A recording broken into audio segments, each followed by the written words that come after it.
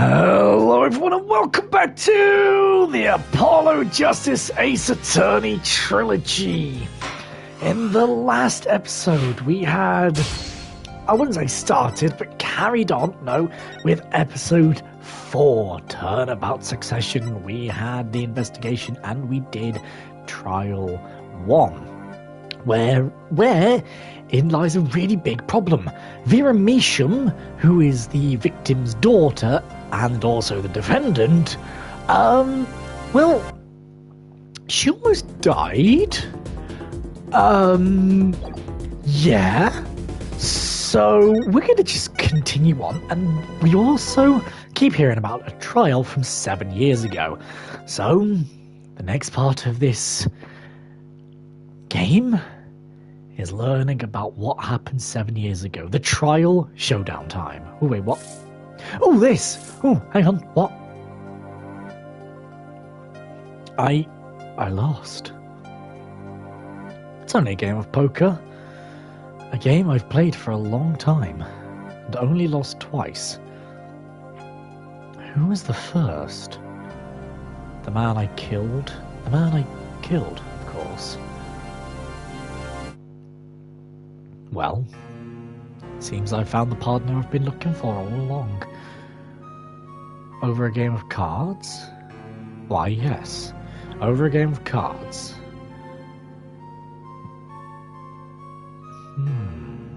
That was how we first met. 7 years ago. 7 years earlier, Phoenix writes, final trial.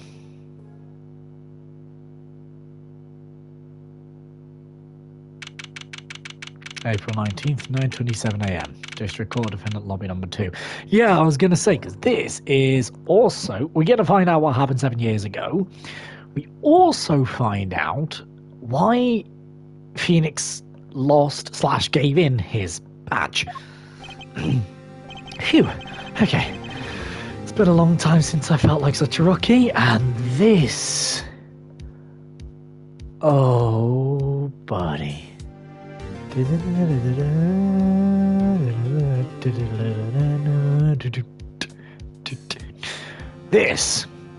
This brings back memories. Gonna try and relax. Good morning, Mr. Enigma.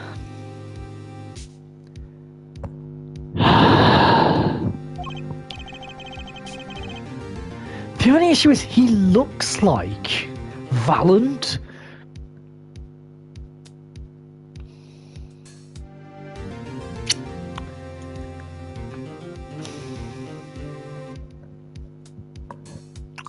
That's the only issue. I don't know what voice to give him. I'm sorry to have sprung this on you so suddenly. I received the files from your previous attorney only yesterday. Honestly, I'm not entirely sure I'm prepared. I understand. I am making the impossible of you. I understand. I am asking the impossible of you. As well, you haven't really told me what happened yet. All we did was play cards. And that was enough. Actually, it wasn't. Trust me. Hello, Trucy. Oh, morning, Daddy. I'm so glad you came. I'm so glad you came. You okay, Daddy? They picking on you? I am fine, as always. This old boy is here to help me, after all. That's a young man to you. Good morning. That's a cute outfit you have on. Thanks. My first show's today, after all. Oh, I'm sure it is. What the heck is she talking about? Oh boy. Huh? Me? Oh, look what he started. Here. It seems fate's clock will make me wait a little longer. At least only less than 10 swift minutes remain. To all those who have supported me along my life's work, I give thanks. Farewell. Okay. Cause of death to Magnifigrammary. Oh, good lord. Estimated time of death, April 13th, between 11 and 11:30. Cause of death, loss of blood from a bullet wound. However, note, there was a malignant tumour found in the victim's liver.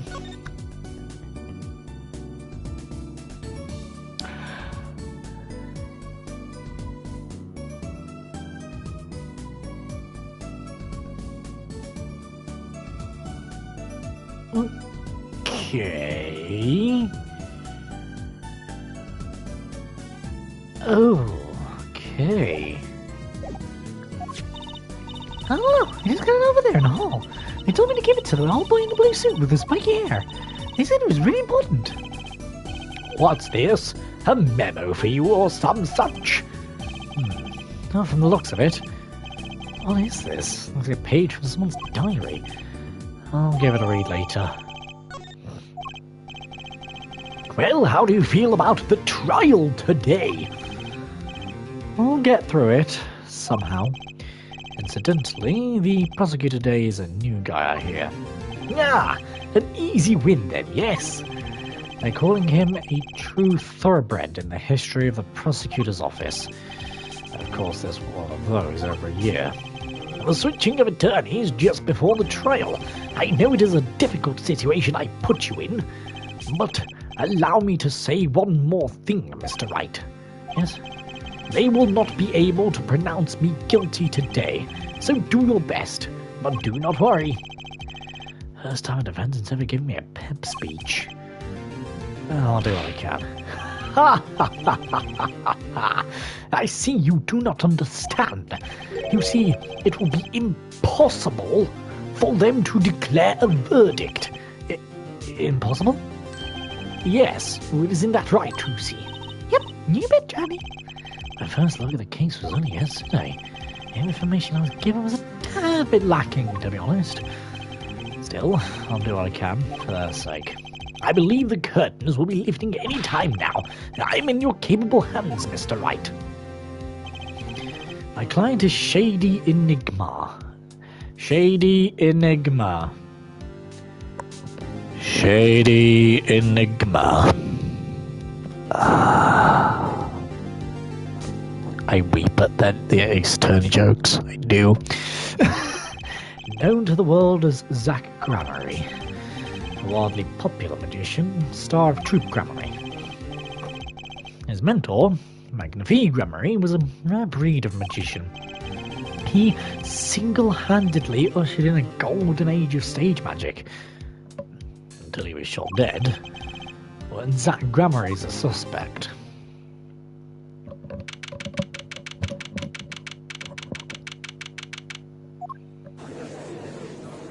Oh, look him in his old attire. Court session for the trial of Shady Enigma. The defense is ready, Your Honor. Oh, this is all so good. Oh, they brought back the old music. Oh my god. I can't remember which one this one is from. I want to say this was 2, 3. Either way, they brought back the old Phoenix Wright music, and it's like, he's back in court. But back then. So he's not quite back in court, he was back in... You get the idea. But we'll play as Phoenix for a minute, which is really, really weird. But there we go. Hello, I see some things don't change. So I do like the sunglasses. Should have kept the sunglasses. Is that all I'm seeing? Is the prosecution ready? I was just thinking. Is this what all the fuss is about? A bit of a buzzkill, really. Buzzkill? Is this some sort of new kind of crime? One of the worst. This is a trial, yeah? There's the sweaty palms, the pounding hearts. The Governor's concert got 10 times the thrill as his gigs got.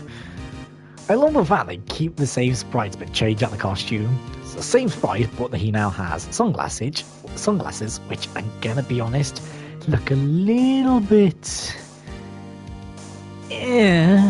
like they've just been CGI'd on, awkwardly, but it's good. And the change in shirt, which I quite like, actually. Well, there we go.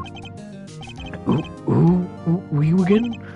Clavier Gavin. I came to get the party started. Legally, yeah. Gavin, defense attorney, Christoph Gavins. Figures my boss more famous in this part of town. Clavier Gavin. Lead singer for the mega hit band that Gavin is. See, even Phoenix knows. Apollo, if you don't know who the Gavin is, if you don't know who the Gavin is at this point, even Phoenix knew like 7 years ago, Apollo. I'm disappointed in you, Apollo, from the present time, but also 7 years in the future from the current time we're playing in the game. Does that make sense? No, it's all going to get a bit confusing, but there we go. You're out of your league, rock boy. I know what you're thinking. You're out of your league, rock boy. True, my debut single, 13 Years Hard Time for Love, went platinum overnight, but that's just a hobby to me compared to this, yeah? Talkative, aren't you? I like your affected Euro accent, by the way. I'm just getting warmed up. Hair are turning right. Oh, this has got to be interesting. Saying right instead of hair forehead all the time. This is gonna be one interesting section of a game. Perhaps you would be so kind as to fill us in on the case. Act on, baby. Time to call on the opening act. What was his name again? Yeah. Detective Gumshoe? Oh, he's back! I haven't minded as much. Detective Gumshoe's kind of been gone because we've had Emma instead. But, like, I can't lie, I have missed Detective Gumshoe and doing his voice. Oh, my boy, my man. Hey, you were the one who called me up here, sir. Name's Dick Gumshoe. I'm a homicide detective down at the precinct. Detective Gumshoe. Long time no see. Hey, you! Me? Today's the day, pal. Today I win and you lose. I got confidence in my testimony today, see? What? You normally lack confidence in your testimony. Oh, it's so good seeing Phoenix in this new style as well, rather than the original Ace Attorney trilogy of the more painted style. Still, I mean, I like that style, don't get me wrong. I love this style, though. Oh, so good. Hair detectives, this is my stage. Can the antics? Oh, is this hayoing on such? And I could care less about our history together. Yeah. You mean you couldn't care less? Very well, Detective Gumshoe, if you would. Please tell us about the case at hand. It happened 6 days back in the room at the General Hospital. The facts are as simple as they come. Here's the crime scene. The victim was a patient that's leaving a hospital bed. The killer comes in, pull a pistol to his forehead, and bam, lights out, pal. Them's the facts. Not so long ago, the victim Magnifique Gramarye was a famous man. He had the entire country under his magical spell, as it were. 12 minutes. I know you haven't missed as much this time. To be fair, we've literally just started the case, so you're okay. I did kind of waffle a small bit talking about Clavier Gavin's new look, or old look, but new look from the point of view that we're seeing. Old look from their point of view, because this was 7 years ago, don't forget. And yeah, oh, it's so good. And just talking about how Phoenix looks. Oh, it's so good. Ah, yes, the great magician here died years ago, so... Flashback time. Yeah, flashback time. I was also just saying how the sunglasses look like they've just been CGI'd on and look a little bit... But I like it. I like the shirt as well. Yeah, says the name Magnifique to one of my generation, and you'd be lucky to get a blank stare. Yes, though I'm sure the youngsters today know his disciples even better. I dare say Troop Gramarye has made quite a name for himself. Anyhow, pal, the retired Magnifique's been in the hospital for last year. What was it? mal-ignorant tutor or something. Doing something to his liver, I think. Yeah. A malignant tumor, perhaps. In other words, he had a liver cancer. He only had 3 months left to live, in fact. My God. Okay. I just want to quickly point something out. We used to kind of murder and death. Yeah. But we were kind of used to a lot of, murder and death in this game, in the Ace Attorney series. Yeah. Never gone so far as to cancer yet, though. At least not that I know of. There's been quite a few poisonings, but no cancers until now. But, well...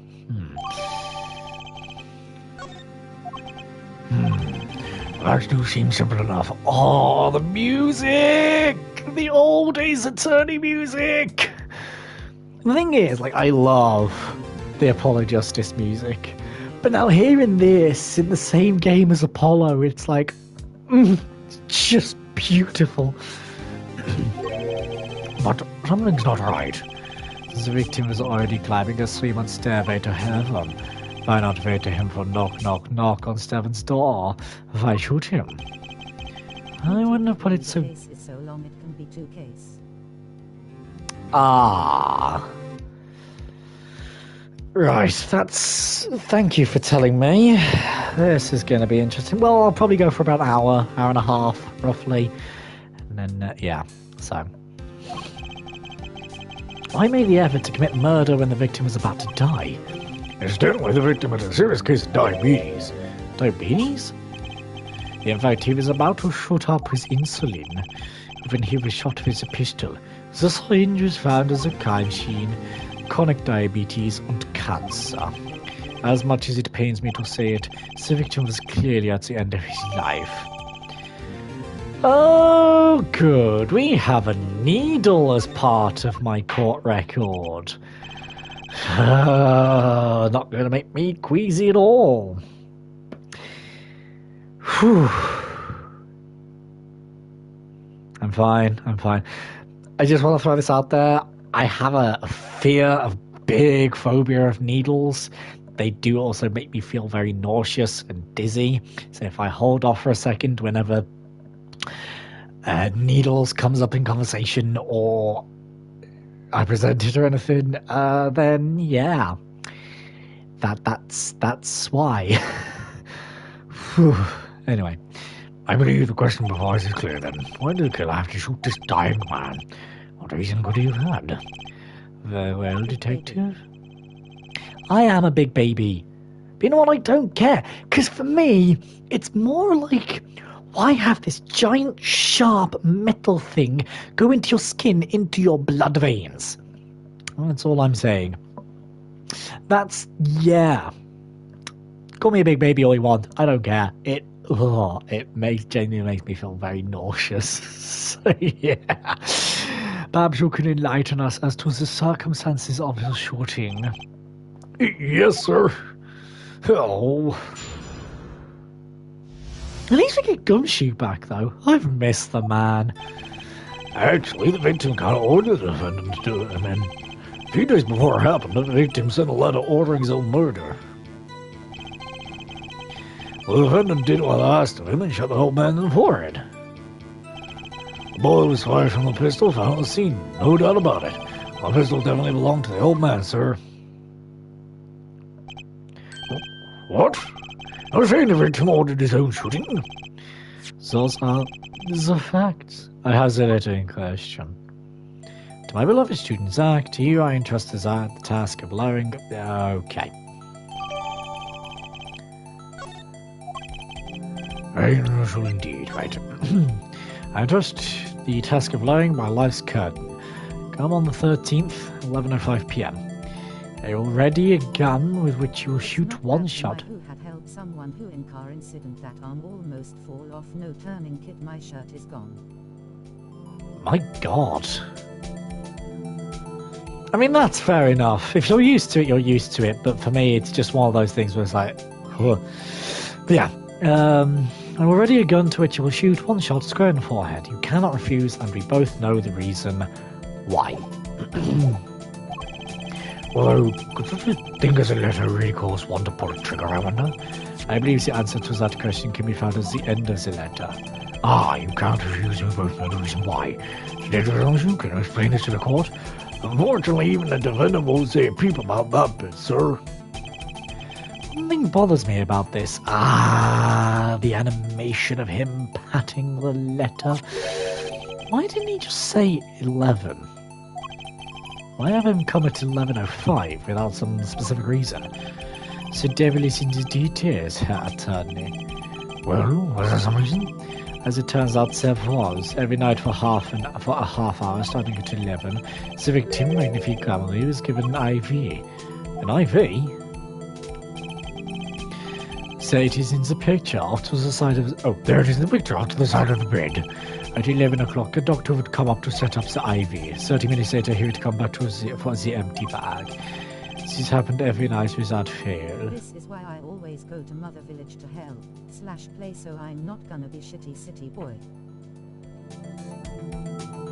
I like that though. See, this is the thing. I'm a very much a village kind of person, to be fair. I help out when I can. I remember this one time, it was just a massive storm and toppled over a power line into quite a few people's houses, actually. Left people without power. There was some plug sockets had exploded, things like that. So me, mum and my dad went to make sure everyone was okay. Yeah. You know, it's the little things in life that help, you know. So that was the only time they could meet without the chance of an untimely interruption during his IV. Very well, shall we begin? Mr. Wright, your cross-examination, if you would. What's his reason he couldn't refuse, I wonder? He could have at least mentioned it to me.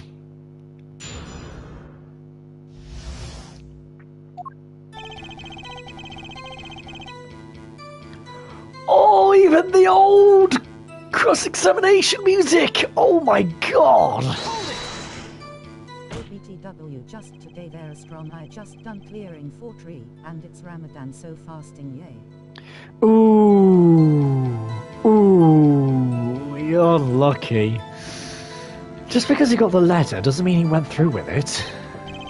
Or, I disagree. The victim was indeed shot in the forehead after all, just as he commanded. Could be a setup, but let's not be in such a hurry. Maybe we should let the witness talk for a change. Thanks, pal. Fine, I can play it slow as well as I can play it fast. On visit testimony, Detective Gumshoe.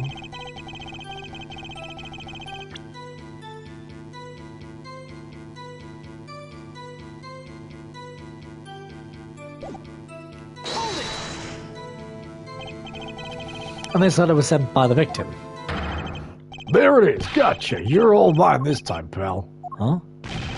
I had the handwriting checked out, of course. It's the victim's, no mistake. Ah, I see. Score 1 for the boys. I didn't lose, I was just ascertaining the facts. So why am I so annoyed? But a letter ordering your own death? Things aren't what they used to be, I guess. I'm not sure this is exactly commonplace, even now, Your Honor. So anyway, guess I'll keep going while I'm ahead.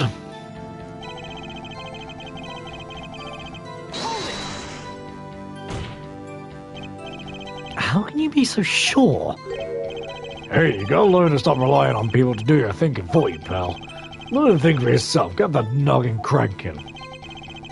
You fail to grasp the concept of questioning, Detective. First we got this letter. It says shoot in the forehead, loud and clear. I can see that, but I still wouldn't do it. Well, maybe you'd need to grow yourself a backbone, pal. You fail to grasp the concept of shooting people is bad, Detective. We also found the detective pistol at the scene. Wait, detective or defendant? Defendant's pistol scene. Traces of gunpowder residue shows that it had been fired recently. Well, Mr. Rice,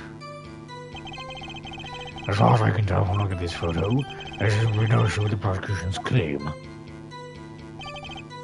The photo? Maybe there's something in there that I can use. Wait.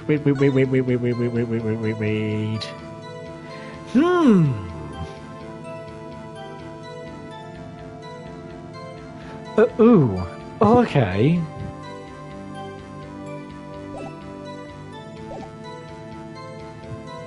Photo. Maybe there's something in there that I can use. So they're saying this victim shot. They're saying the defendant. Old not here gun, but I tried make it once. Fair. Yeah, I'm not good at that sort of thing. I'm not, like, I was never part of scouts or anything. So I've never really been good at survival skills, I guess. Never really needed to. And the police car. Yet.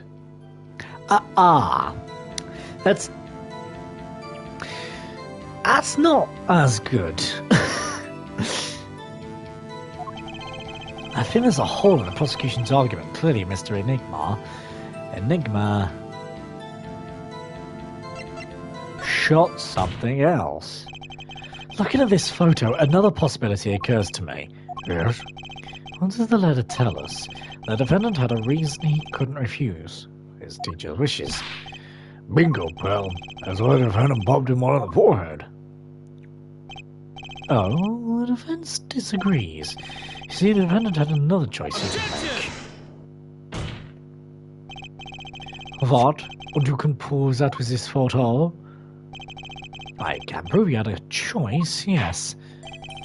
The defendant might have fired like he was ordered, but he didn't shoot the victim's forehead. Well, let's hear what you're thinking, Mr. Wright. He didn't shoot the victim's forehead. What did the defendant shoot? This thing everyone is blind. It is. The other game where that applies is Ace Attorney Investigations. Ace Attorney Investigations is a game I can't play on here because it's on my Nintendo 3DS. But you know how like everyone has like superpowers in the Ace Attorney games, apparently. Phoenix has his Cyclock thing. Apollo has his bracelet. Pearl, Maya, and Mia, and any of the Fays have spirit channeling. In the Ace Attorney Investigations game, yeah, the quote-unquote superpower is logic. That I'm game is stupid but good. The first one better than the second. I can't play the second, solely because it's not out here in the West. And I also don't have an emulator or anything, so I can't play the second yet. I would like to get an emulator at some point to be able to play the second game, but yeah. Take a closer look. See? It's been shot in the forehead too. Ah, there's a hole in his forehead. That's what I literally just said. Yes, and a hole in the prosecution's claim. Ha! I don't suppose you have a reason as to why he shoots a clown doll. He didn't just shoot the doll. He shot the doll's forehead. His forehead? Ah! Let's read the orders once more, shall we? You'll shoot one shot square in the forehead. Which is exactly what he did. He shot the clown doll square in the forehead. This has raised an intriguing possibility. Oh, I also just want to point out, obviously, again, no spoilers, no leads or anything like that. It's nothing that can lead me to the answer. But the other thing I just want to point out is, what has this got to do with Apollo's current case? Oh, other than the thing. Oh, yeah. I guess Vera Mission was the forger and all that, but still. What's that got to do with the Apollo's current case? I guess we'll find out soon enough. That hole in the clown's forehead. It definitely looks like it was shot. Really, shouldn't want to investigate this matter. I admit I'm impressed, but I expected nothing less. Still, this doesn't mean he didn't shoot the victim. Perhaps he did have to shoot a forehead, as ordered. But the letter says nothing about whose forehead. This was the only way he had to follow his orders without taking a life. Bullet hole in the class forehead does demand an explanation. Might very well be a clue. Yet Prosecutor Gavin is right. It alone does not prove the defendant's innocence. You cannot say for sure that the defendant didn't shoot the victim. The other thing I just want to point out is the whole jury system thing. What's happening with that at the minute? Obviously not this case, because in this case we're not trying out the jurist system. But I won't say it because later as will come. I was going to say it will probably come a little bit later. Now that'll be to the... Oh, how are these two cases related? But yeah, it's all rather interesting. So sorry, Mr. Knight, how sad it is to see the mighty fall. How sad it is to see the novice's overconfidence. He doesn't realise just how big this little hole is going to get. Detective Gonzoon, please take this. See, this is the thing. There's always been a quote-unquote jury, because there's always people... Yeah, no, as in this case, this current case, the case from 7 years ago. As in, yeah, the case from 7 years ago. They're trying the jury system for Apollo's current case with the Meacham family, not this case, Phoenix's case from 7. I told you this was going to get very confusing. Please take this newfound fact into account as you continue your testimony. So all of you shot the Clannies. Those are the victim, pal. I didn't have time to gather all the details before coming in here. This testimony might be my only source of information. Better pay attention and read this letter carefully.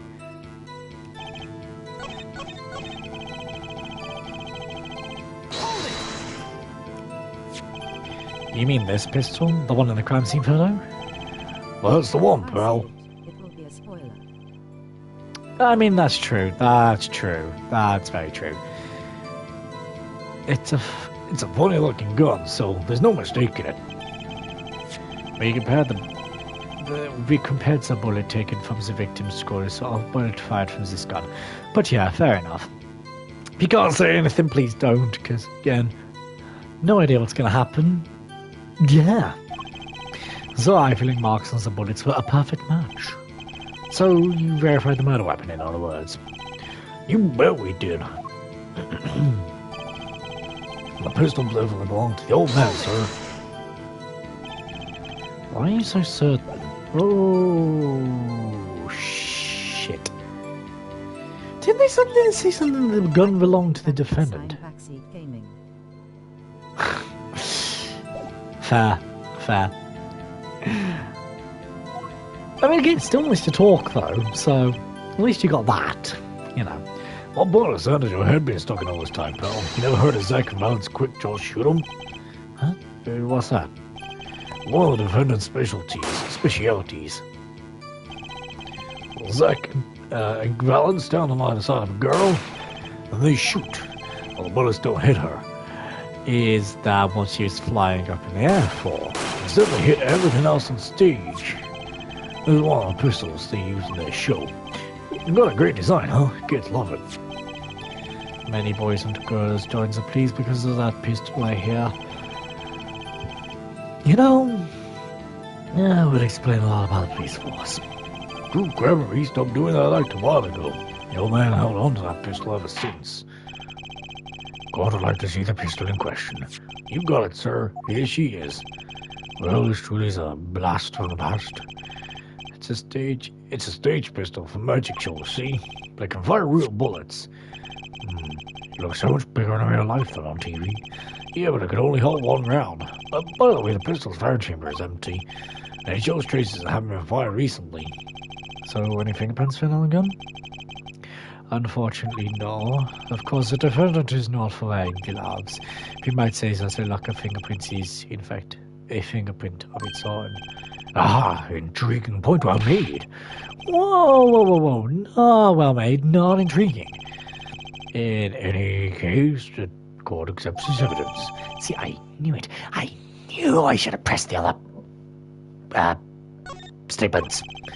My grandfather got a kick out of seeing this. Go on then, let's have a little examine. If you look closely, you can see how the pistol's made to bend here.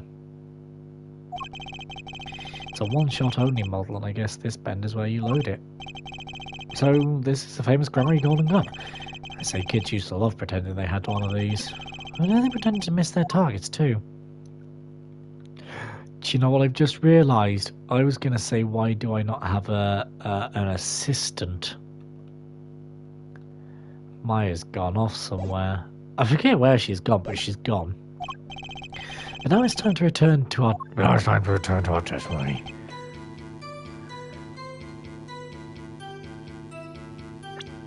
And this is why you press all the other statements, because he couldn't have shot the clown and the victim, because there was only one bullet. The trickiest cases often seem the simplest. Possibly having you missed the bullet hole in the clown's forehead. If you hadn't missed that, you might have come to a very different conclusion. Understand? Yeah, but like I just said, pal, after he shot the clown in the forehead, he went and... did nothing of the sort to the victim. The pistol proves he could not. The murder weapon? How? It's quite simple, Your Honour. This pistol only holds one bullet at a time. Ah! If he had shot the clown in the forehead, he couldn't have shot the victim too. I will be back in the last game, that's all I can say. Oh, in the last game? Oh, so we get a whole 2 games without any of the Faye family. Well, unless Pearl turns up in Dual Destinies. Yeah. It's the only Faye family member we've got now, really, because Maya's gone, Mia's dead. All the way back in, like, the first game. Oh, dear. Anyway. Yeah! That's not a contradiction, not even close. All you have to do is reload as a pistol after the first shot. Extra or DLC. And the DD is not, it's on extra DLC. Ah! DD and the DD. Dual Destinies? Oh, right. Oh, okay. Yeah, I forgot that in this game we have what was previously DLC cases. For free, might I add. Oh, that's great. Oh, where did you get the extra bullet? They're not easy to come by, you know. If you claim the defendant had one ready, then prove to us how he got it.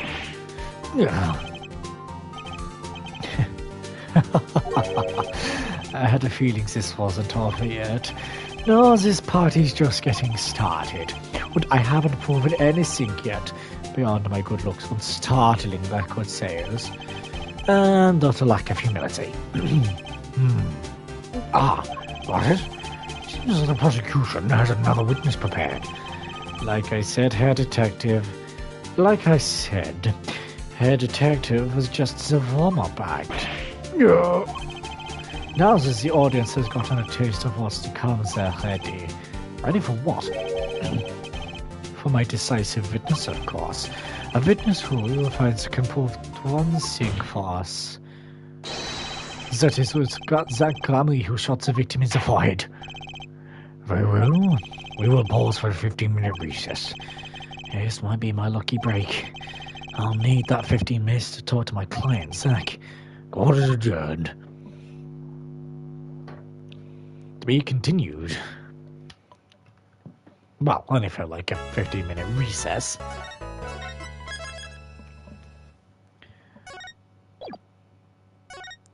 Just want to go into the next chapter. April 19th, 11:21 AM. District Court, Defendant Lobby, number 2. Very impressive, Mr. Wright. I have to say, I expected nothing less. We've only just begun. I was hoping you could tell me a bit more about what happened, actually. I did not think you would believe me if I told you. Better that you discovered the truth for yourself.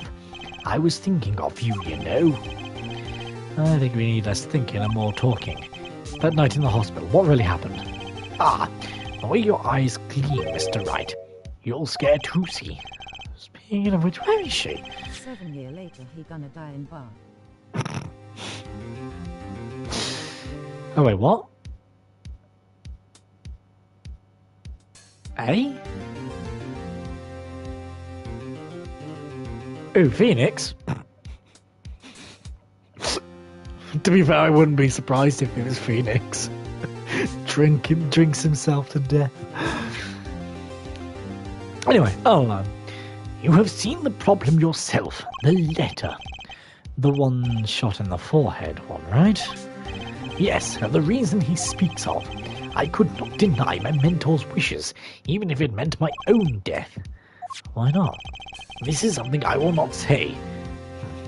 For now, at least. What's this for now business? I have done many things in my life, some well, some poorly. But this is a cross we must bear alone to our graves. We wanted to know about the night of the incident. Finally. This guy sure takes his time going into the important stuff. Of course, I had no intention of shooting my mentor. I snuck into his room that night of the appointed time.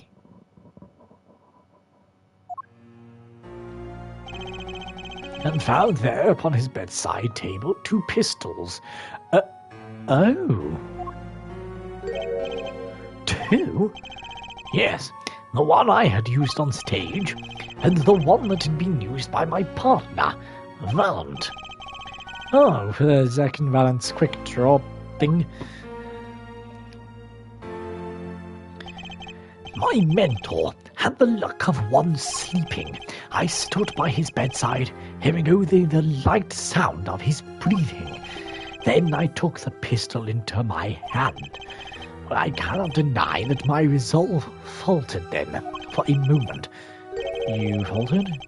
You mean you thought about shooting him?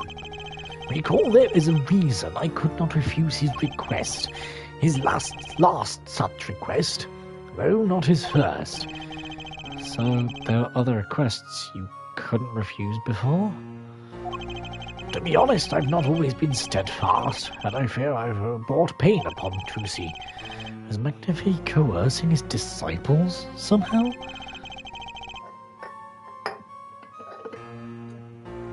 Just what was going on in Troop Grammary?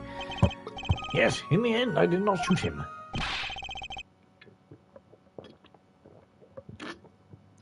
Instead, I turned and I shot the clown. I took the pistol I had fired and placed it in my pocket. In your pocket? I believe if you examine the bullet in the clown's head, you will find it to be different than the one in my mentor. What are those those things called? Rifling marks? Yes.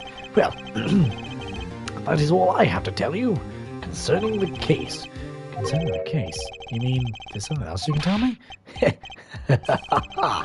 You are a fascinating man, Mr. Wright. Thanks? Yes, there is something. My mentor. His eyes opened. What? McNiffy Grammary? The old devil? That gun doesn't have rifling mark for you to know. Oh.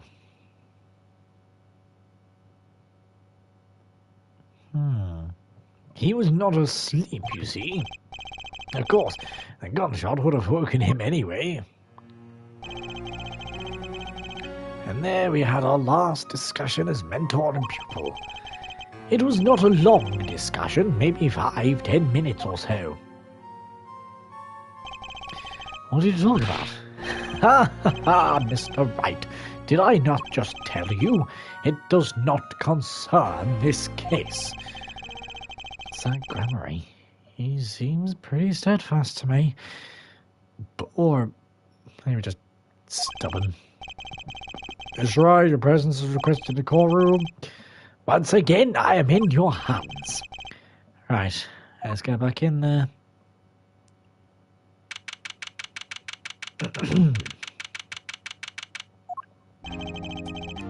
Core is back in session.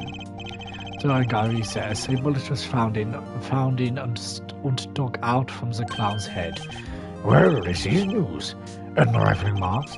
There wasn't time to do a detailed analysis, so they did find the weapon type matches the murder weapon. Well, that's not very conclusive, is it? Which is why I'm about to call my very decisive witness. Your decisive witness? How many times have I heard those words? The bullet should be round XD. I mean, that is also true. I was going to look at that then, but I can't. Oh, he's very, Do all the grammary people just have the same kind of nose, hair, beard, mustache things? There we go. Though they often turn out to be less decisive than you think. Oh, don't worry on that account. I'm quite confident this witness will do the job. After all, he is intimately acquainted with the players in our little production, being the other half of the top Grammy's famous duo, Zack and Valent.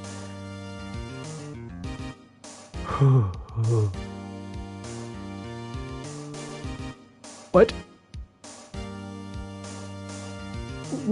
What?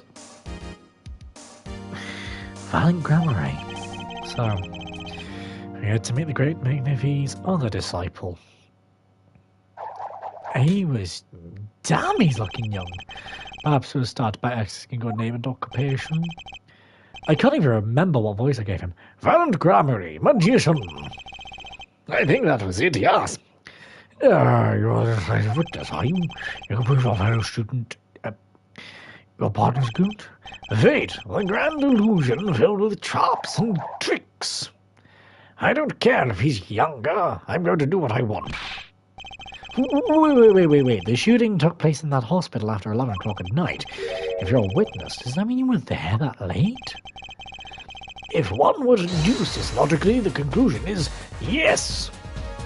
Note everyone to enter / part of the troop is a family, and use Grammari's last name.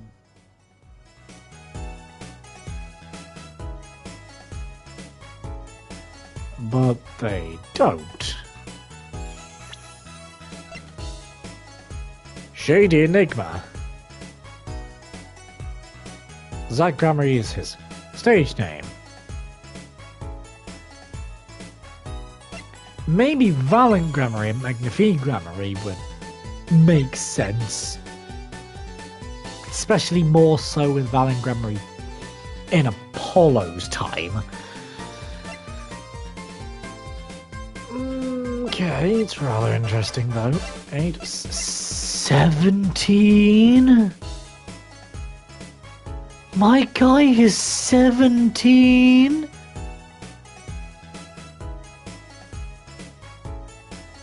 Valent Grammary, not his son. Fair. But let's just go back to this a second. I love the fact. Fair. Let's go back to this for a second. See, Valent Grammary. Fair. God, 17, and in a big hit rock group, and a prosecutor, and he acts like he's 30. Anyway, yes. Okay. Oh, I always get the characters, don't I? I have an interesting fact for you. You see, several days before the crime. Palmer is 14.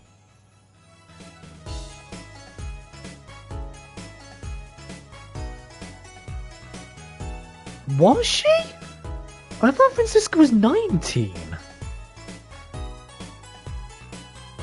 Oh, I don't know now. Well, now you got me thinking. My witness receives this. That looks very familiar. Wait. That's the same letter that Grammar received.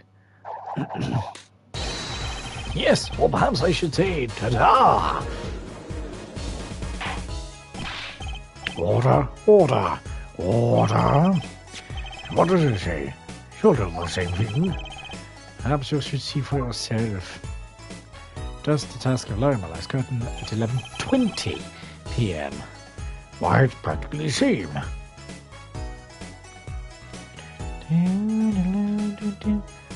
To my beloved student. Oh, okay, to my beloved student. Symbols the same, basically. Apart from the times. We want to take this into evidence. This is most unusual. What's going on with you folks? What exactly was that grabbery up to? By which you mean? I'm having trouble envisioning a man who would ask his students to kill him. Both of them, no less. It's just my opinion, Herr Judge. But from these letters, I'd say he was coercing some, not asking some. We walked the magician's path together, and in doing so, shared much of our lives. When people are so close, there's a strain, a warping relations, you might say. Yet this has nothing to do with the case at hand. By which you mean you're not going to tell us. Which makes me wonder even more about this reason they couldn't refuse.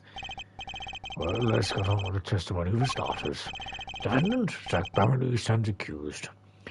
Tell us why. Oh, I'll tell more than that. For where he walks, red roses singing hymns to the miracle that is magic. Fascinating. I hardly need to remind you that the evidence could just as clearly point to you as a suspect. The letter, the bad weapon, and now the 2 bullets found at the scene. In fact, your definitely seems to be the designated time. As every magician knows, timing is everything. Yeah, and now it's time to get this party fired up.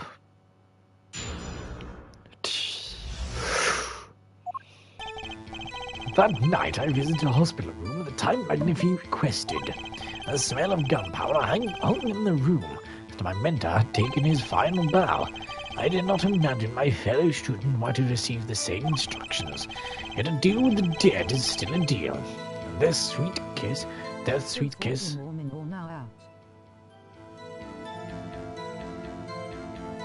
Fair. I gave the clown. Then I informed the doctor and the police. So you were the one who reported the crime. Indeed, I would think this fact alone would clear my name of suspicion. Let's not jump to any conclusions. Ever heard of a self-report? I'm going to vent. I'm so sorry. Yes, the cross-examination generally comes before the conclusions in this court. But if your testimony proves to be true, the defendant, Zach Cameron, is guilty. And if it wasn't Zach Cameron, then the killer was you, Valent. And no disappearing act will get you out of that.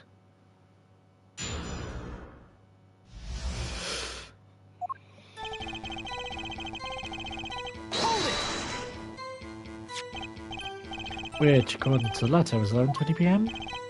Indeed. And magic timing's everything. Right. And so the illusion of teleportation. If I would appear on stage before my shut door had left, how would that look? Why, it would reveal the very secrets of my magic. Now that you've revealed the very secrets of your magic for all of us, let's move on. You went towards the designated time. What did you see?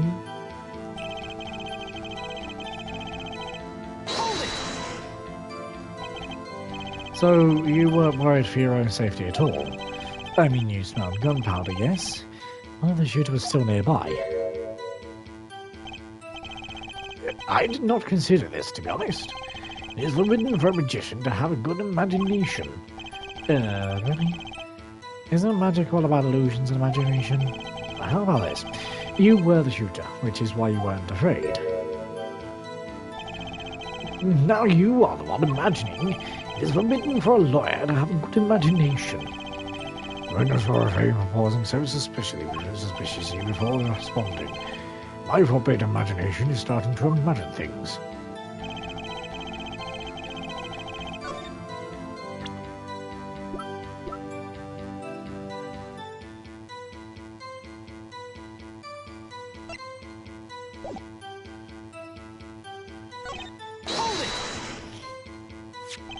Which brings us back to this reason. The Neither time of is you could different, won refuse. the calling card.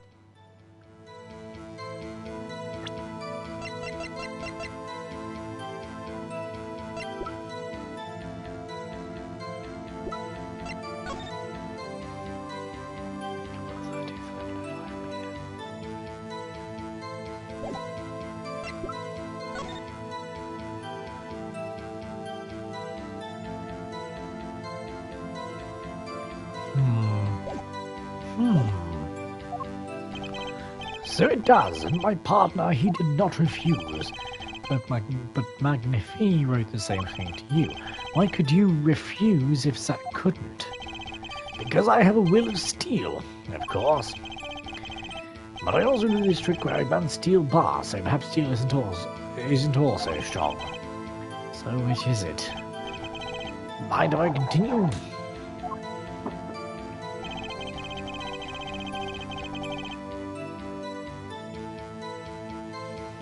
Yet a deal with the dead is still a deal. The suitcase I gave to the clown. There are 2 bullet holes in the scene, one in the victim and one in the clown. You're saying the one who shot the clown was you?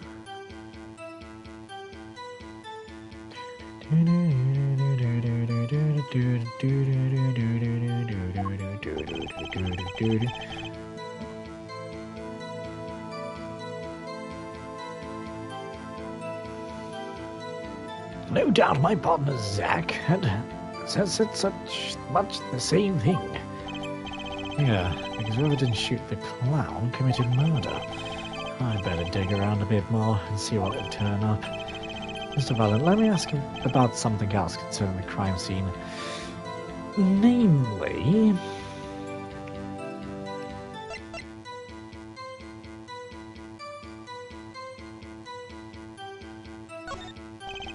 how many pistols were there when you went to the room? By which you mean what precisely? 2 pistols were used in the Zack and Valen quick draw shooting, correct? 1 for each of you. You are well informed, yes. Only one of my old friends went to the hospital room that night. What does that tell me back in LP? Of course, I had no intention of shooting my mentor. I snuck into his room that night at the appointed time, and found there upon his bedside table 2 pistols. I took the pistol I had fired and placed it in my pocket.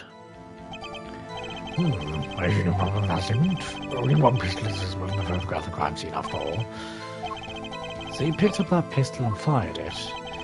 Indeed I did, Alakazam, Alakazing, Alakaboom. Is the number of pistols really so important?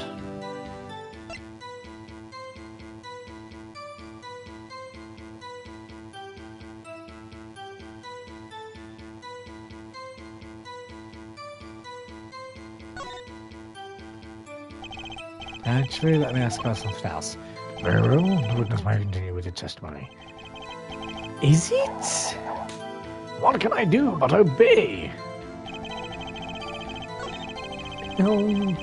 But... yes, whatever. Now, rather than kill Magnifi, try and find cracks in his testimony.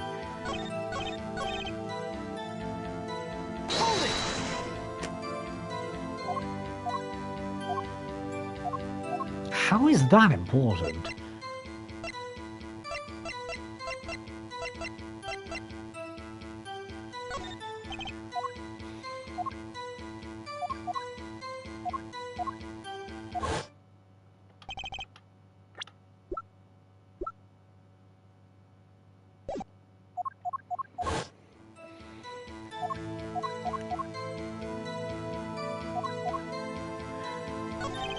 The number of pistols is quite important, Your Honor. Very well, these are those detailed to testimony. What can I... only one was there, but in fact there too. Yeah, but if he got there after Zack, then there would have been 1.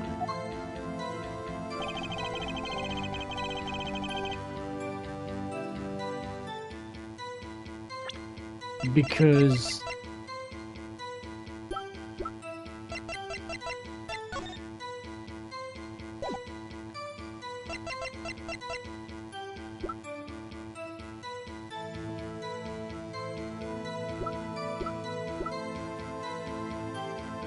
Objection!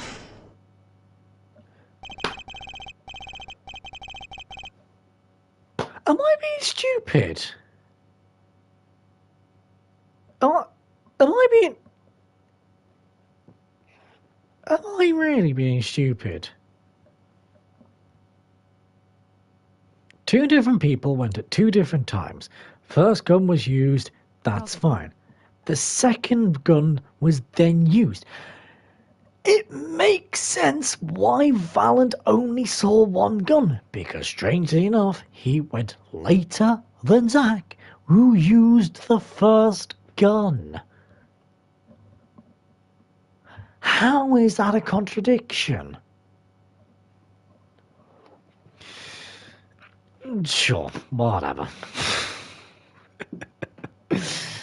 According to the defendant, Zack Gramery, when he entered the room, there were two pistols on that table. Two? One of those pistols he used to shoot the clown in the forehead.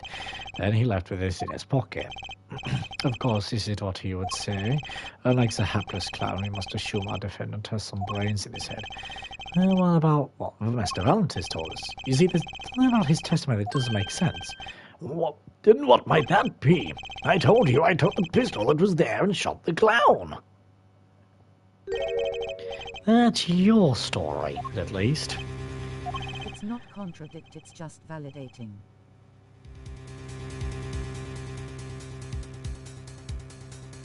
I guess. We can't validate it, though. That's the thing. We don't have the pistol. At the current moment in time, we don't even have the bullet in a court record. We can't validate anything at the minute. This is all over the place. I mean, it makes sense as to why it's there, but I don't know. But the rifling marks tell a very different story, Mr. Valent. Recall what Prosecutor Gavin told us.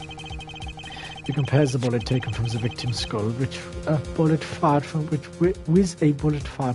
gun. The rifling marks and the bullets were a perfect match. Oh, I guess. Yeah, I guess. Mr. Valent, if you fired this pistol, then you shot the victim in the forehead. Order. Well, this is all rather sudden. Yeah, I guess. What have I done? Prosecutor Gavin? I was caught in a party. Sorry.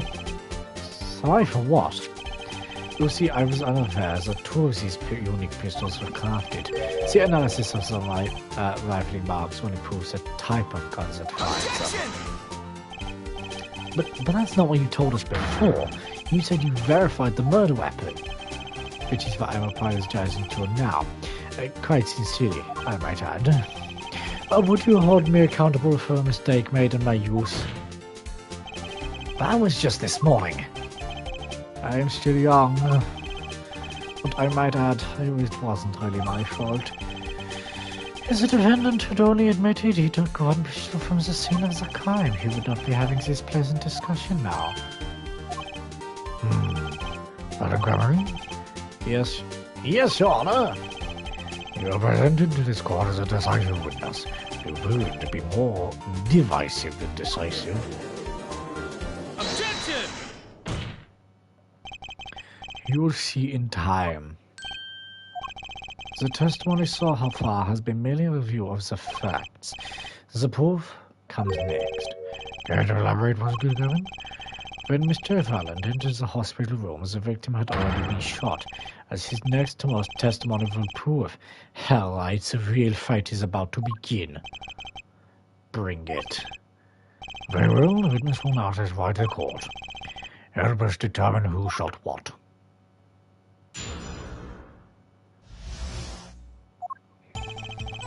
I arrived in the hospital room at the appointed time, which is to say 11:20 p.m. After discovering the body, I fulfilled my obligation and called in the doctor. The doctor examined the body before he got into his TARDIS and flew away. He was quite clear about the time of death, 11:10 p.m. And the one in the room at that time was my partner, not me.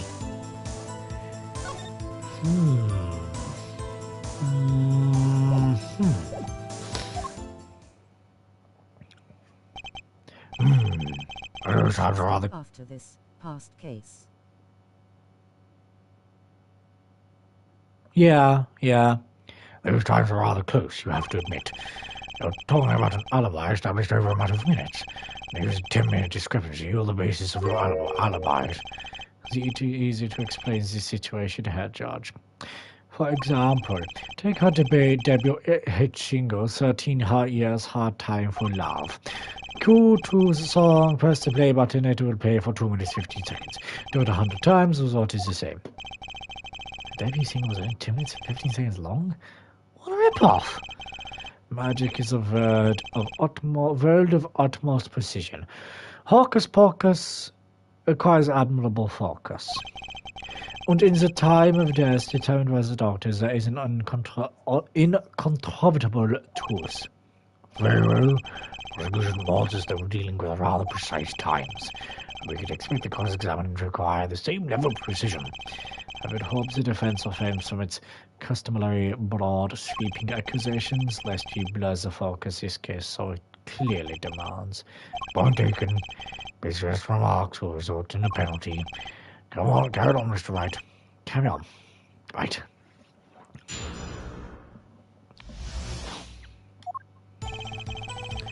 I feel like it's not.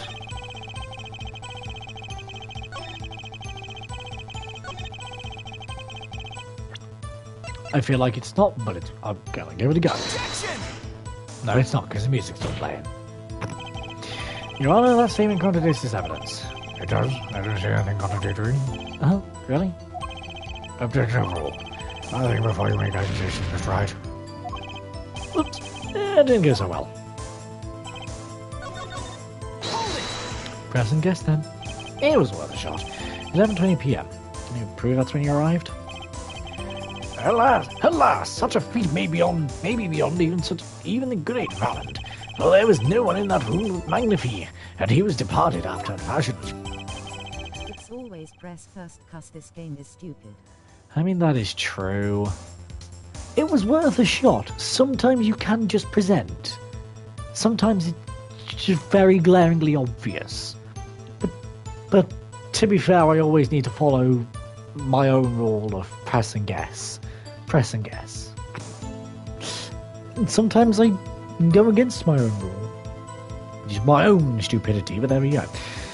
I have here defendant Zach Gunry's sworn deposition. I snuck into his rooms that night at the appointed time. That was 10 minutes before I left school. And the victim was still alive. The time indicated by the letter Zach was 11:05 p.m. Exactly.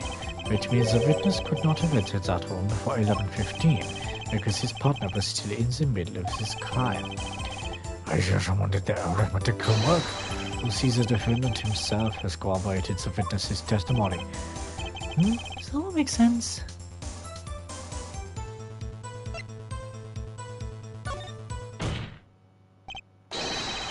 The only problem I see here is the glaring contradiction in our testimony. Was that a question? I guess it was. They have been warned her right. Baseless remarks will be penalized. Well, perhaps get around. Oh, and Mr. Wright, here's my answer to your question. Hold it! You walk in on a murder, the first thing you do is shoot the clown?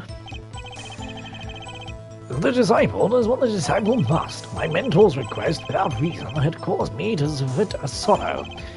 So what I would, Valant, be now with... For what would I, Valant, be now without him? May the soul of Magnifi, the great, find greater peace above, as I muttered myself as I pulled that lonely trigger. In any case, I believe this is... nothing more than what we have already learned. I'm still waiting for one of those, right moments, Herr Attorney? May I remind you that baseless remarks will earn penalties. Proceed with that in mind. Yes, Your Honor. What a pain this is turning out to be. Hold it! The doctor say anything concerning the cause of death? Why, yes. I believe he had screamed, "My God, he's been shot in the head." It doesn't take a doctor to notice that. I probably would have screamed the same thing. Und I would have pensado que nosotros my soul is at hindsight.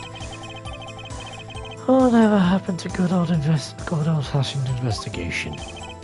In any case, I believe this is nothing more than what we have already learned. We're still waiting for us also at moments here, attorney. Yes, Your Honor. How pain this is turning out to be. No, I didn't. I never pressed that one. I don't think I'm steering out on a limb to say I have some doubts about this. I know the doctor is so precise with the time. Well, you usually only get an estimated time of death, too. I'm not sure I've heard of a verified time of death. Magic revels in making the complex appear simple, but reality is the opposite. What appears complex in this case is a simple matter of subtraction. I see another person that's on their arithmetic homework. Subpoint here is the IVs the victim is taking. It is quite visible in the photograph of the scene. Recall what we heard earlier about the victim. Magnifique army schedule. Every night at 11 o'clock, Magnifique took an IV dip for 13 minutes. I'll be back right there, yes. Now look a little closer. Follow the tube from the bag to the end. It has been removed. Here we go. I feel a little bit queasy.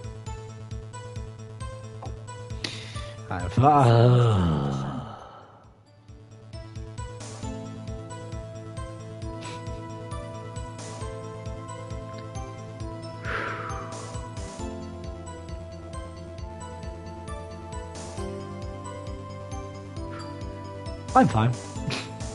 Undoubtedly, it failed when he was shot. That would seem to be the case. When the needle comes out, why are we talking about? Why are we talking about the fact? Why are we talking about the fact the needle came out?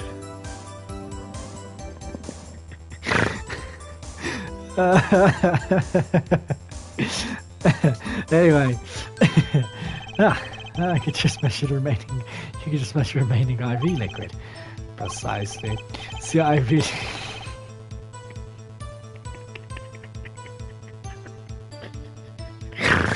I can't stop laughing now. Oh. The IV liquid functions for our purposes as an hourglass of sorts. This is how the doctor determines the time of death. From the amount remaining in the bag, it determines that. Oh my God. The IV had stopped 10 minutes after administration began. What is that the allergy shot thing at what it called us never use it? Oh, you mean an EpiPen? Yeah, I've never had to use an EpiPen. Thankfully. To be fair, I'm not allergic to anything. And no one I know is allergic to anything. Not that I'm aware of, at least. And so it was. When I, Valent, entered that room, 10 minutes had passed since that horrible crime was committed. And this is proof. Well, Mr. X?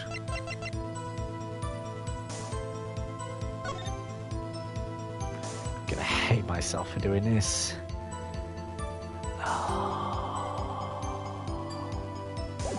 I get enough of that. 30 minutes required to administer full IV from the amount remaining IV. Stopped 10 minutes after administration began. Well, that's right. That's important. Well, seeing as how as big as clearly up to the time of death, I'd say it's very important. Agreed, and we are to imagine a more precise way to determine the time. With all the power of arithmetic. Very well, the witness will add this detail to his testimony. Sometimes the most magical thing of all is the truth.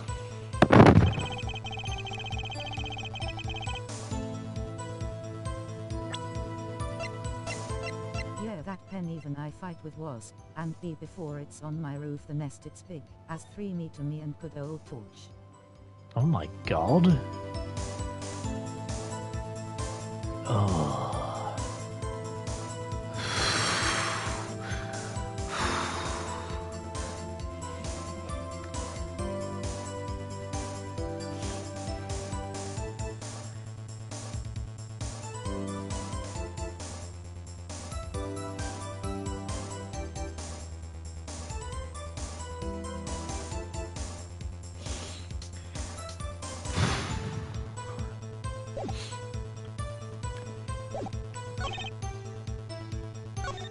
I had to destroy it cause lot of kid around.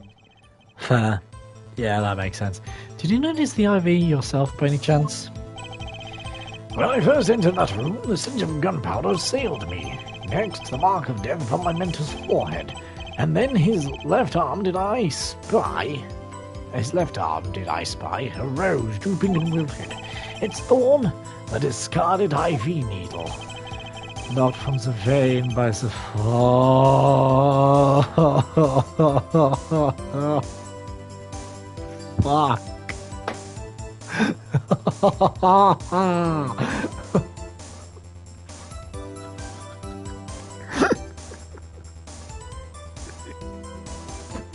Why? Reward is I didn't go to school for 5 days while in pain and playing game. I mean, fair.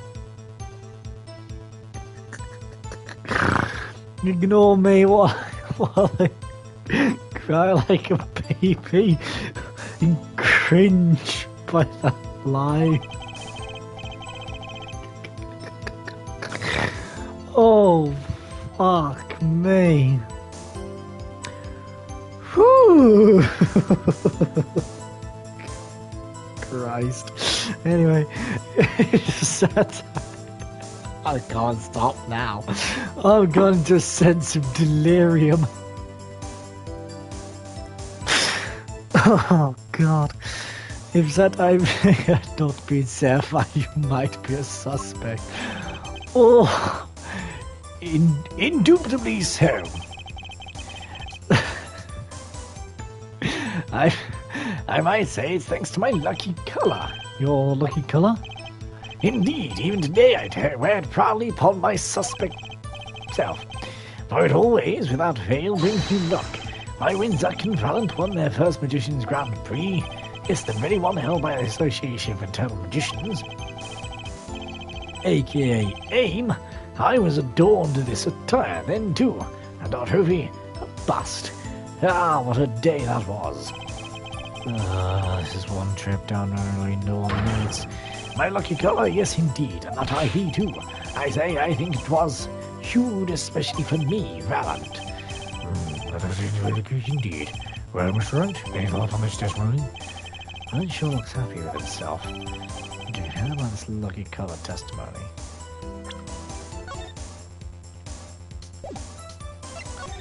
I wouldn't say so. I would have said that's green. There is most definitely a contradiction there. It certainly sounds like your lucky colour's brought you plenty of luck. I was going to say that's very much green. But not this time. Mr. Valentine, your lucky colour's betrayed you. I'm afraid you've lost me. Your Honour, the witness's testimony just now clearly contradicts the evidence. What? Please recall my warning at the beginning of this cross-examination, Mr. Wright. These accusations will be duly penalised. I do hope this latest accusation is well based. Don't worry, I've got all your bases right here. Very well, let's hear the defendant's claim. Where is your evidence that contradicts what Mr. Valent has told us? The crime scene tells all, Your Honour. Oh, to the crime scene? All this talk of colour has me yearning for black and white, clear-cut simplicity. Tell us, Hellhide, just where is the contradiction in this photo? My pleasure, and I assure you it's quite simple. But I can't promise anything in black and white. Well, let's hear what Mr. Wright has to say.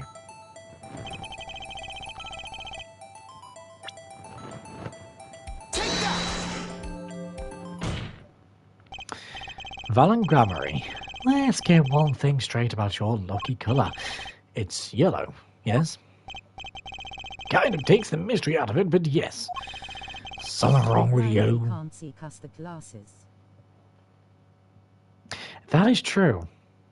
That's why he got rid of the sunglasses. Of course, all makes sense now. All makes sense. Something wrong with you, Miss Wright? Yes, there is. Decisively wrong, in fact. Take another look at the photo of the crime scene. I mean, it all makes sense. If you can't see with the sunglasses, why have the sunglasses in court? It makes total sense now. Christoph, Clavier's just got a home screen. Oh, it's these stupid sunglasses. I couldn't see a damn thing in them. Throws them against the wall.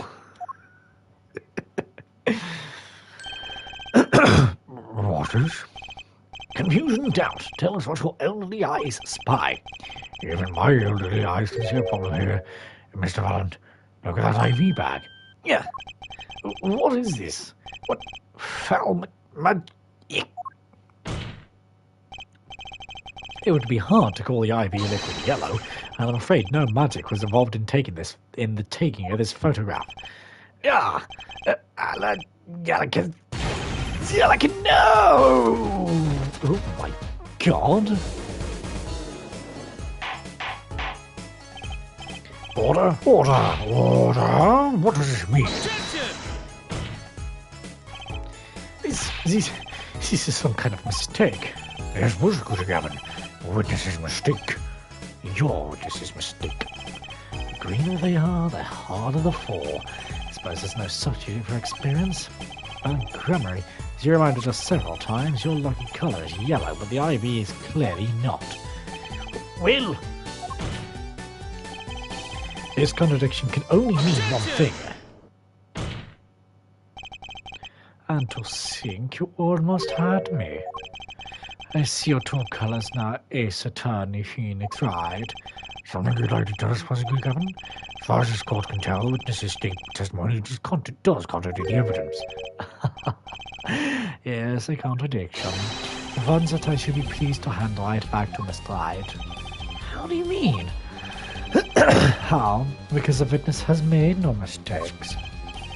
I agree. At a glance, the IV liquid does appear a sort of greenish yellow, but I assure you the liquid itself is quite yellow. Yellow liquid? How do you say that? As far as I could tell from the photo, it's green. Yes, but what colour is the IV bag itself? The bag? You mean the plastic bag on the hook? It looks I want to say light blue. Precisely. Figured it out yet? Put yellow liquid in a blue bag, couldn't you get green? This, incidentally, is the liquid's true colour. I see. The explanation does have enough truth to it.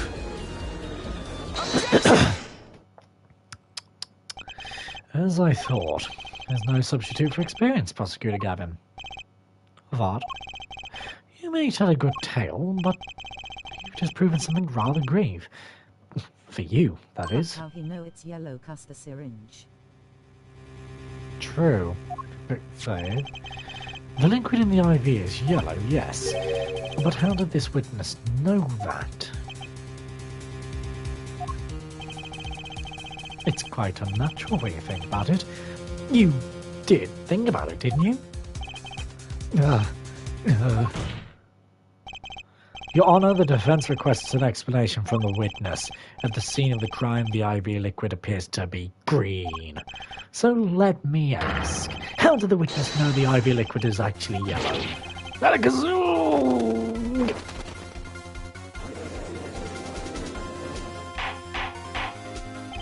Order. Mr. Wright, you explain this at once. The witness clearly knew the colour of the IV liquid. I'm sure it means something, but what? I can think of only one possibility, Your Honour. The witness, Valent Grammary, has testified that the IV liquid is yellow because...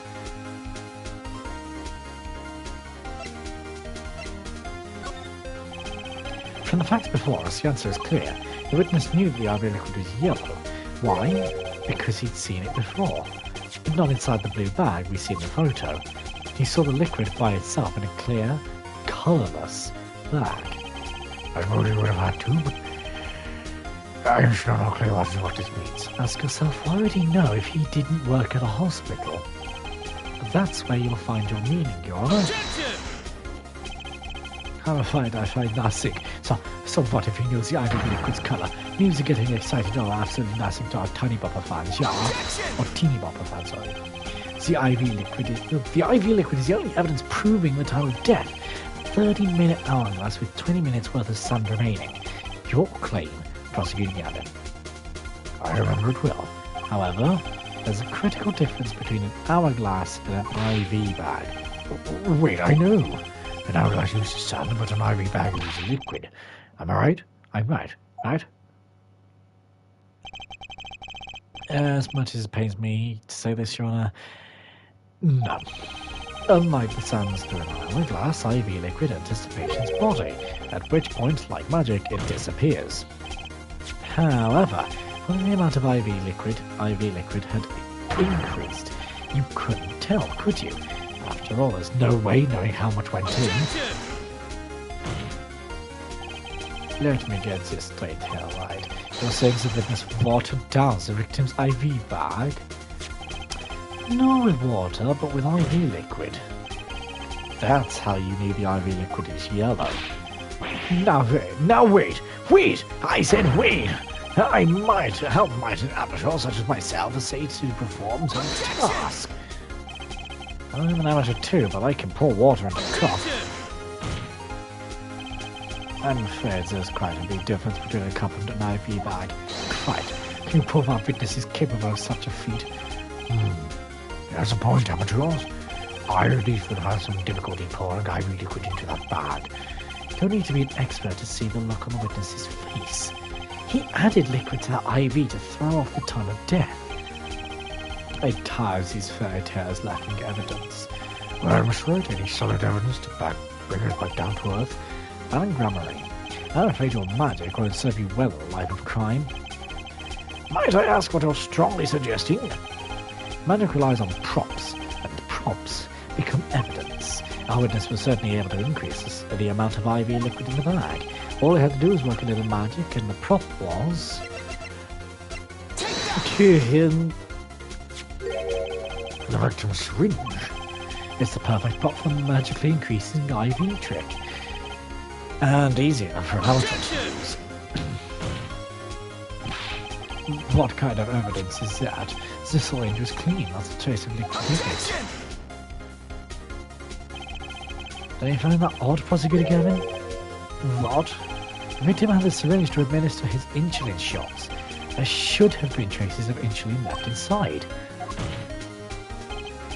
Well, Valen Grammary, as you pointed out yourself, the IV liquid makes the perfect clock, one that you could manipulate at will. Alakazam!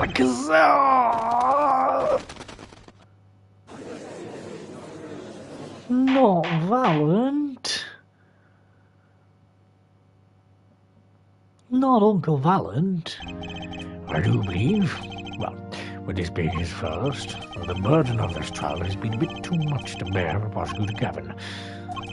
I'm afraid that while there is a doubt as to the amount of IV liquid in that bag, time of death cannot be proven. And that brings our trial to a close for today. Well, maybe I can squeeze an extra day out of this. I can do a little much needed investigation work. I see there are no objections. Court is it. Really? Truly, there's no substitute for experience. Nothing blinds one to the truth so effectively. Avert to the wise. Underestimate the young, and they'll sweep your feet from out from underneath you in a way you never, ever expected. You see, I know exactly what you're thinking. What's he talking about? So says the witness used the syringe to manipulate the level of the IV liquid. But there is no proof. There's no proof he didn't do it either. Yes, quite true. Huh? He's admitting it? That's new for me. That's never happened to me before. I mean, Edgeworth, Goddo, and Francisca all never do such a thing. This is new for me. I'm feeling strong tonight. This is new for me. What do I do here? No, Mrs. Witness quite as decisive as I'd hoped. No, we don't get it all, you have to say. This is all new here. You're actually being a good human being. I mean, you're being a prosecutor, so you're a dick, but... What? All the other prosecutors I faced have been dicks. I mean, one used to be my best friend, but still a dick. This I admit, after all. This I admit. After all, violating against the past when the future holds so much. You have something to say, have something on my prosecutor again? Proof, Herr Judge. I have another way to prove my case. With evidence no less. What is this? Is the victim magnified Grammarly's diary? He's all... Yeah, but... Pain is... We don't count Pain. He's always the tutorial, which I don't like. I do want Ace Attorney 7, if that ever comes out, I want it to be that Mr. Payne is the prosecutor the entire way through. I think that'd be hilarious. Mr. Payne, in every game so far, he has been the tutorial case. And then you move on to someone different. I think Ace Attorney 7 comes out. I think they should have Mr. Payne be the actual prosecutor for once in his life, for him to prove that he's good enough. Diary? After going into the hospital, Magnifique began writing his memoirs, it seems. It's the story of his birth. He started his startling debut on meeting his disciples. It seems he intended for the last chapter to end quite appropriately with his death. Wait, that book doesn't say what the reason was, does it? The reason why his disciples couldn't refuse his last request? Sadly, it does not. But what's important here is on the last page. Apparently the victim wrote in his journals that night, even after the IB had begun at 11 p.m. Let's read it, shall we? Prosecutor Orky. Prosecutor Ouchie. Yeah, well, yeah. Prosecutor Ouchie, Payne, whoever. Yeah, but Von Karma, not Von Karma, the Barack Van Zeeks. Oh my god, he's amazing. Tonight's this appeared to have been written just before his death. Tonight's IV is in, maybe the last. To leave the rest of them, I should consume this gel may end here, or it may go on, but not long. That depends on his hand. All that is left to mine is to lay down this pen. The court accepts this into evidence. Leads to the very last part of his particular care. This journal may end here, or it may go on, but not long, so that depends on his hand. Of course, by his, he refers to our defendant, Zach Grammarly. That does make sense, yes. He was the first scheduled visitor, after all. But look at what he said before that. This journal may end here, or it may go on. It may go on. Magnifique Grammarly intended to write again. That is, if Zach Grammarly didn't pull the trigger.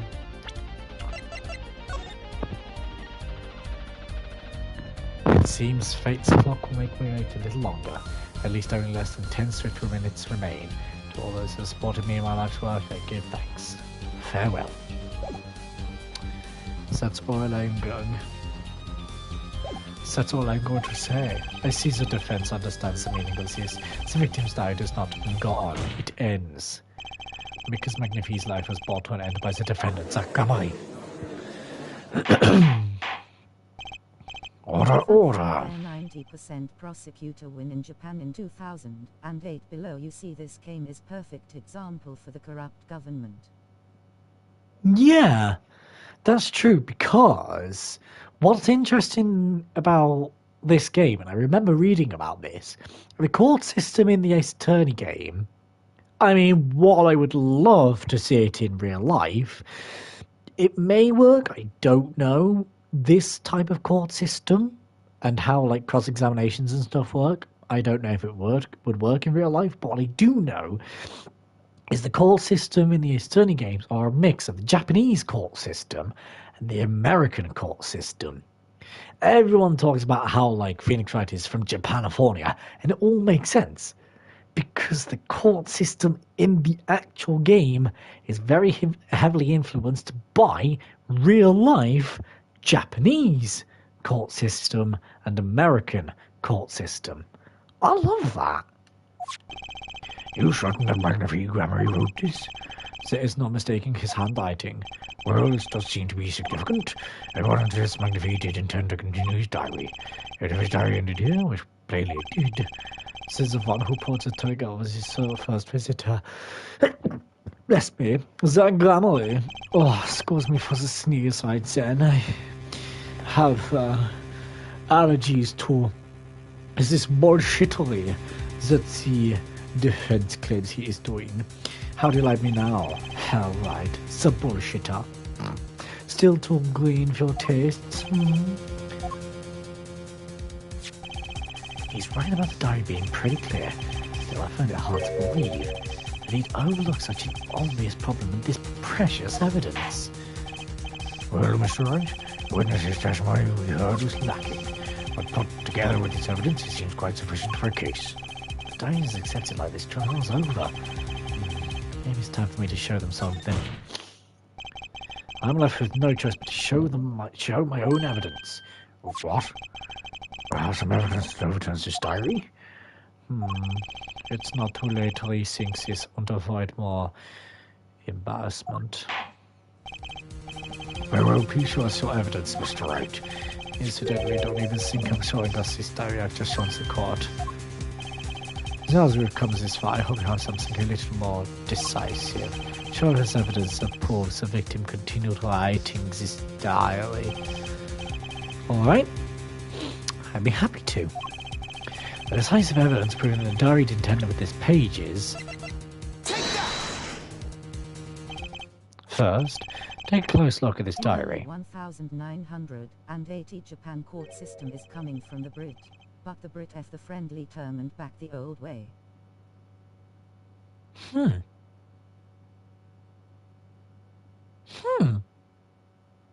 I never knew that.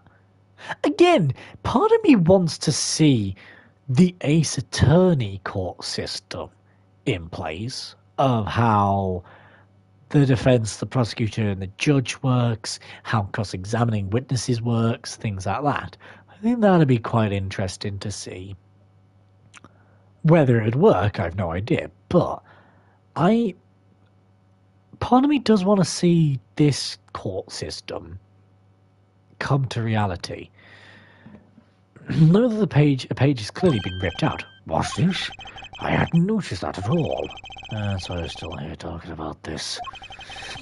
As it just so happens, I have here what I believe to be the missing page.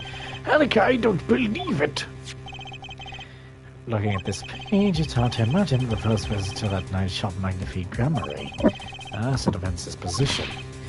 Wait, let me see that.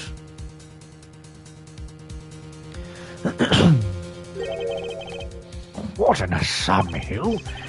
Why, this is a continuation of the victim's diary.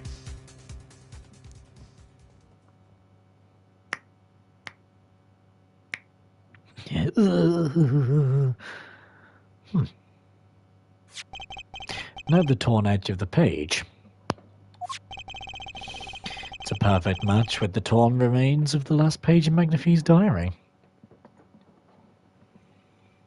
It's the fabrication.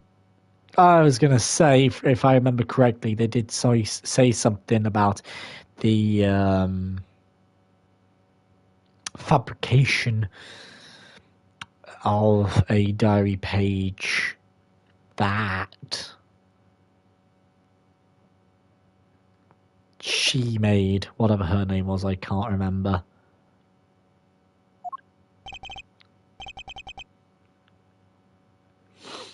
The real page is on Zach. Ah, okay. Quite remarkable. Would you care to explain what this all means, Herr Attorney? The diary continued after his first visitor came. That's the one, Vera. which means that the victim was still alive after Zach Grammary left, leaving no one to take his life but the second visitor. 1.5 day. I know. It's been a bit of a stressful morning for me. Valent Grammary. No. No!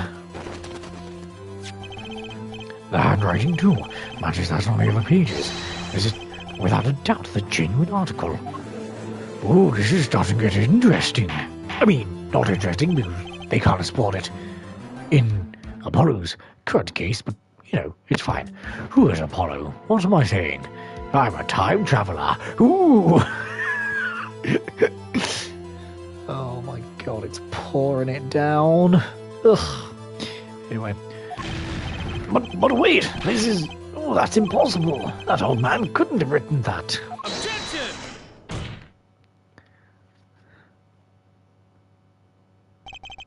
Finally. You just couldn't resist, could you, Hellite? Resist what? Presenting solid evidence? Herr Judge? Yes, Professor Gavin? Might I request you put the cross-examination on hold? Suppose the prosecution would like to call a new witness. But Prosecutor Gavin, there's evidence about what this is. I ask only to put it on hold. Please. My new witness has a very, very important piece of testimony to give. 5 minutes. No more. I promise, Your Honor. Well, if you put it that way. Mr. Wright, what's your take on this? Well, Your Honor, judging from his enthusiasm, well, I'll have to hear this new testimony sooner or later anyway. So it might as well be sooner. Then, though this is highly irregular, we'll put the current cross-examination on hold. The witness may step down. Now, Mr. Gavin, please bring in this surprise witness to the courtroom. Anyway, I had a bad feeling just then. That ripped out page was too obvious. He must have known. And I should have known it was a bad sign all around.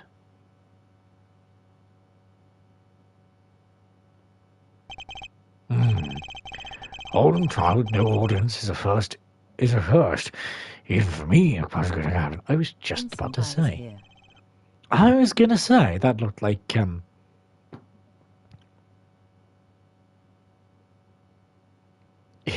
from Apollo's current case that is dead. Misham, whatever his name was. Yeah, it begs the court's understanding. But I just had to make a judiciary deal with the witness to secure his testimony. A judiciary deal? The details of his testimony may have some legal ramifications, shall we say. I thought it best to contain the information to this room. Very well. Do other witnesses together? Yeah. Yeah, sir. His hair, it's quite literally a brush, yeah. State your name and occupation for the record. My name is Joe Michel. I'm a painter. A painter? Do you somehow relate to this case? No, well, not per se. I have one simple question for this witness. Mr. Misham, was it? Do you know what this is? Oh, yeah, I know it will. How's that possible? Have you seen this dirty page somewhere before? Oh, yeah, I mean, I made it. You, what? You made it? Yeah, you might call it one of my, works. The prosecutor's office received a tip-off yesterday. Illegal evidence has been prepared for the trial of Zach Grammary. Illegal evidence? I initiated an investigation and found this witness. A painter to the world at large, whom Misham has another side to, may I say. He is skilled in making perfect reproductions of certain things. forgeries, in other words. Forgeries? Well, so we ought to understand that this page here is A fake prepared by a certain defense attorney. Objection! Hold it! I didn't prepare this evidence. Objection! As the attorney speaks, something about this page, I presume, but what is he saying? It makes no sense. After all, it was you who presented this evidence to us, Phoenix, right? witness? Mr. Mission, was it? Who requested this photo? Who was your client? That, I don't know. What? Most of my clients prefer to remain anonymous, even till I make the items they want and they receive my payment. Well, that's the extent of my contact with them. Objection! But there's no proof this is a fake. It's a fake. Huh? To avoid just this sort of problem, I always put a special mark on my works. I can see without a doubt. This is mine. Oh. Well, Mr. Wright, you have just presented illegal evidence to this court. My court. it was careless of me. That's all I can say. Oh, well, boy. Yeah. What's this? I don't know. It's got over there in the hall. You told me to give it to the old boy in the blue suit with springy hair. He said it was really important. It's all a trap. A fatal trap. Mr. Wright, Yes? do you have an explanation for yourself? If I did, would the court hear it? Probably not. I mean, at least he's honest. Hoarding evidence is a serious crime. Presenting it in court, a serious mistake. A fatal mistake for an attorney. Fatal too, perhaps, for your client, I fear. Tell me, what kind of defendant relies on forged evidence? The answer is quite clear. The guilty one. Objection! Your Honor, wait. I understand that presenting forged evidence in court is a serious crime, but you cannot hold my client responsible for actions I undertook as an individual. I am sorry, Mr. Wright. Your Honor? Another close call, I dare say. If the prosecutor's office hadn't received that hot tip, everything would have gone the way you wanted it to, yeah? I even gave you a chance. Too bad you decided not to think before embarrassing yourself. I see no need for further discussion on this matter. Special witness dismissed.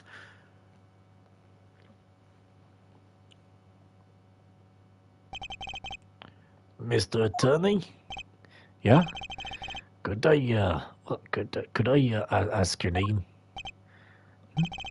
Phoenix Wright. Mr. Wright, I have seen and studied many people, but none like you.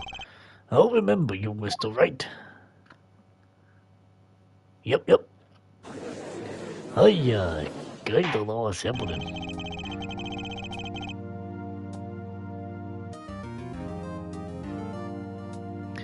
Though I deeply regret having to declare a verdict in this way, this trial is over.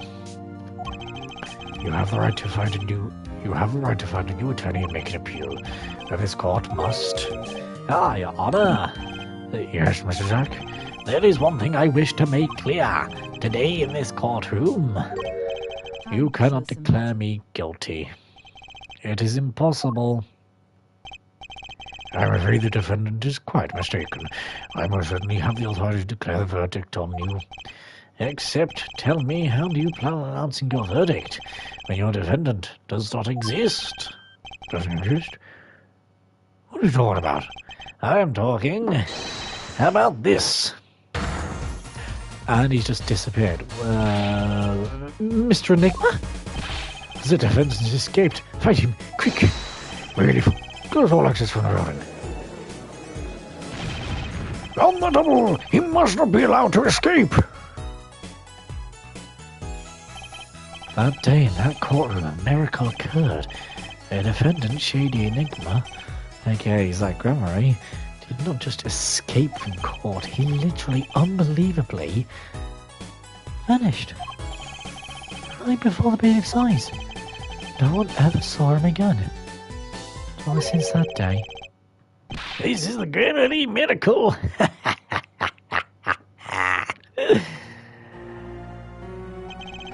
No verdict was declared.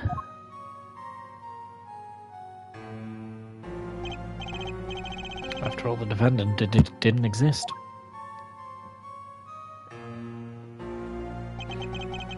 That's how it happened. Child magician Zach Grammary vanished, along with him, for all eternity. So then what happened to him? I want to know what happened to him! Mysteries that remained behind. I was going to... Well, at this point, yes. The mysteries that remained behind were all solved, however. But not until 7 years later. Ooh, my goodness me. I'm assuming this is now the present?